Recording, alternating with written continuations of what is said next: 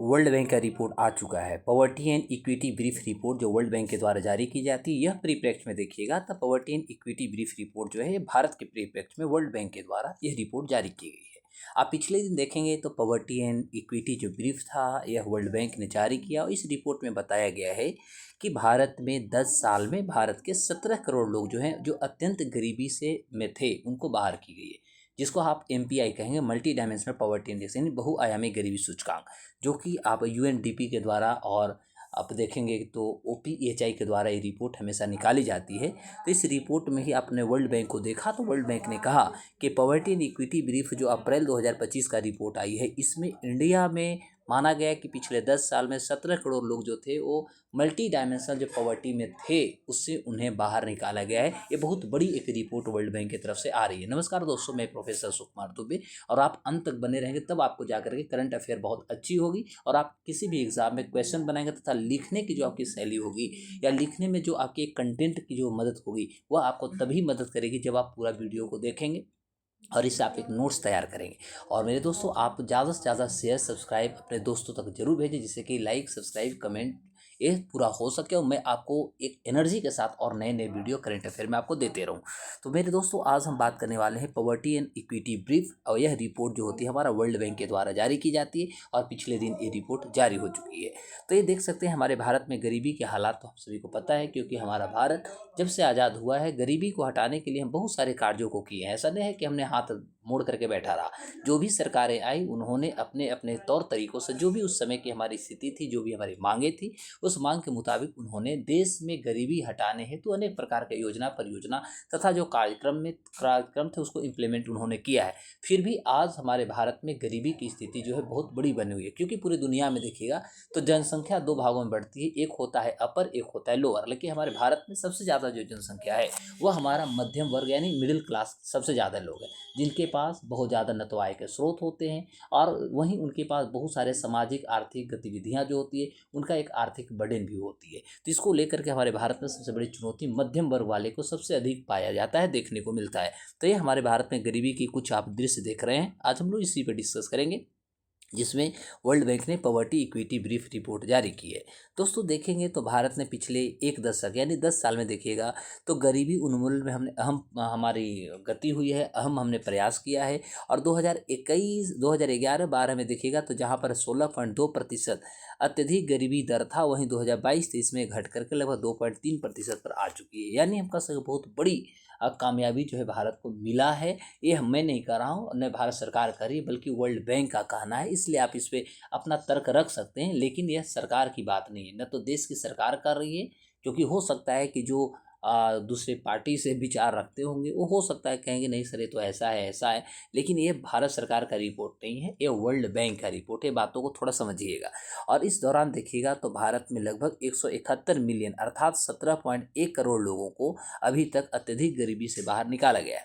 यदि हम ग्रामीण क्षेत्रों की बात करें, क्योंकि भारत में ग्रामीण क्षेत्रों में गरीबी अधिक मात्रा में है, क्योंकि उनकी जो रहन सहन स्टैंडर्ड ऑफ लिविंग होता है, उनकी जो डिपेंडेंसी होती है वह कहीं ना कहीं एग्रीकल्चर एलाइड सेक्टर होता है। और बहुत सारे, यदि हम बात करें रिसोर्सेज की बात करें, तो बहुत सारे रिसोर्सेज और जो हमारा फैसिलिटीज़ होते हैं गांव के लोगों तक पहुंच नहीं पाती, लेकिन सरकार पहुंचा रही। क्योंकि कलाम साहब हों या गांधी जी की बात करें तो इन्होंने कहा था कि देश का विकास तभी संभव होगा जब गाँव का विकास होगा।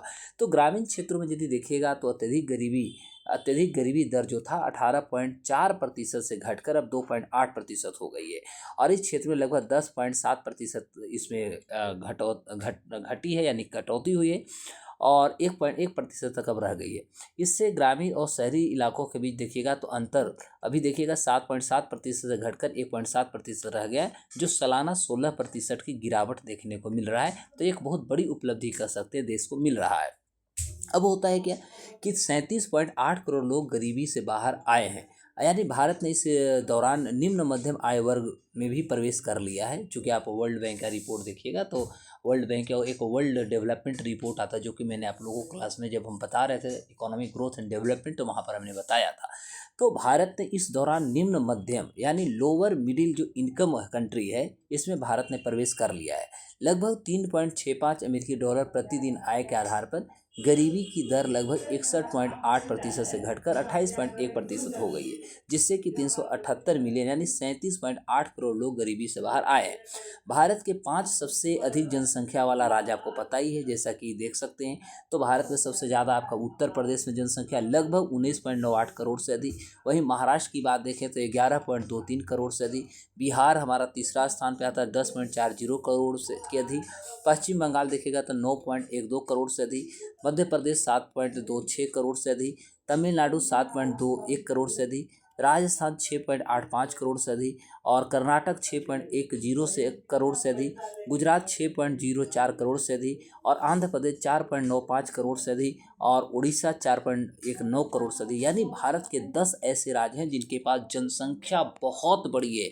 और इस जनसंख्या बहुत बड़ी है, मैं बात कर रहा हूँ जनगणना जो 2011 हमारी थी, वो जनगणना 2011 के माध्यम से बात करें तो हम घटते क्रम में यहाँ पर आपको दिया है। तो भारत के 5 यदि हम ऊपर से बात करें तो 5 राज्य से उत्तर प्रदेश पहला है, महाराष्ट्र दूसरा है, बिहार तीसरा है, पश्चिम बंगाल चौथा है और मध्य प्रदेश पाँचवा है। तो यहाँ पर 2022-23 तक अत्यधिक गरीबी में 2/3 की गिरावट जो है ये पाया गया है, मतलब 2/3 गिरावट यहाँ पर हमने दर्ज किया है।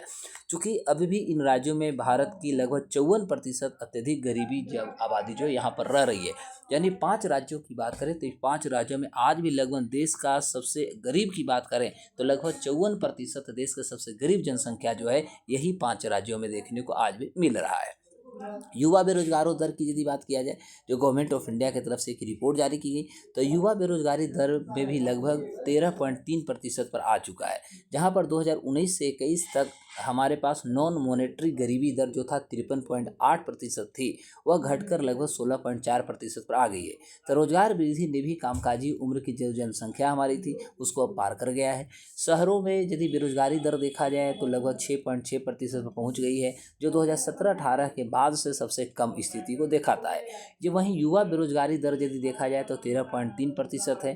कृषि सेक्टर में रोजगार अब भी अधिकांश रूप से असंगठित क्षेत्रों में अधिक मिल रहा है। हालांकि स्वरोजगार और महिलाओं को रोजगार दर में वृद्धि सरकार ने कराई है, क्योंकि जिस तरह से महिलाओं को कह सकते हैं सरकार की तरफ से एक योजना दी गई है, सरकार के द्वारा महिलाओं को इनकरेज करने की कोशिश की जा रही है। तो ओवरऑल यदि देखा जाए तो आज के डेट में हम कह सकते हैं महिलाओं पुरुष से थोड़ा भी कम नहीं है रोजगार के क्षेत्र में या अन्य क्षेत्रों में। अभी तो आप देख सकते हैं महिलाओं को सजग करने के लिए भारत सरकार जो है अमेरिका से स्टेम जैसी योजना को शुरू किया। आपने सुना होगा स्टेम, और इस स्टेम योजना के माध्यम से सरकार चाहती है कि हमारे देश की जो महिलाएं हैं वो साइंस के क्षेत्र में बहुत ज़्यादा डेवलप करें। यानी साइंस कह सकते हैं, टेक्नोलॉजी, इंजीनियरिंग और मैथमेटिक्स, स्टेम का फुल फॉर्म होता है।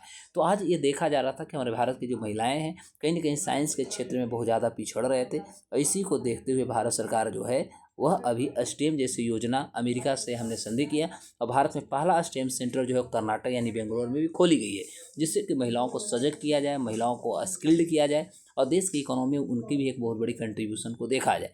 तो यह रहा आज का वर्ल्ड बैंक का जो आपका रिपोर्ट है। इस वर्ल्ड बैंक का रिपोर्ट आपका poverty and equity brief report जो है, इसमें आपको भारत में 10 साल में एक बहुत बड़ी उपलब्धि हमने हासिल किया है, वह था अत्यंत यानी MPI मल्टी डायमेंशनल पॉवर्टी जो इंडेक्स होता है, इसमें भारत एक बहुत बड़ी कह सकते हैं कामयाबी हासिल किया है दोस्तों।